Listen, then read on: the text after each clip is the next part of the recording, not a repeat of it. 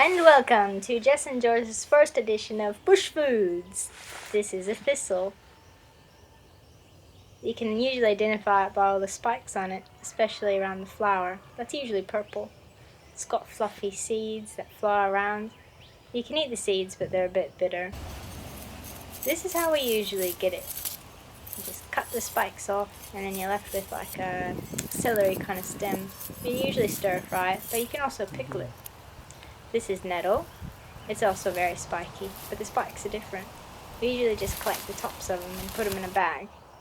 You have to be careful, because if it stings you, it itches for quite a while. This is the flower, but it seems as though it does vary a little bit. It can look like this, or it can look more like this here.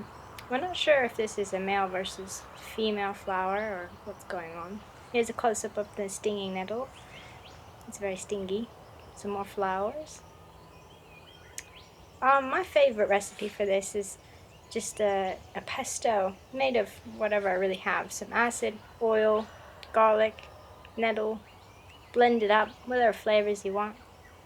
You can put it on pasta, or you can put it on a little cracker. That's a cracker. If you dry it makes really nice broth or tea. It's really lovely. Here's a native raspberry. This is my first year experiencing these. They're quite dry in comparison to European raspberry. The flower is beautiful. They're quite slight bushes, but they can grow in great big groups together. Here's a picture of George's hat full of them. We brought them home one day because our friend said she would like to make some jam. She ended up making jam with a few apples and strawberries added, and plenty of sugar, just like jam should have. Here's the lily pilly. They come in many varieties, colors, shapes, and sizes. They have a nice flavor, but we find that one of the best successes we've had with them is put them in a big jar and then add some sugar water and just let it ferment. This can turn into a kind of lily pilly champagne that's really quite nice. It doesn't always work. You may need to add some yeast.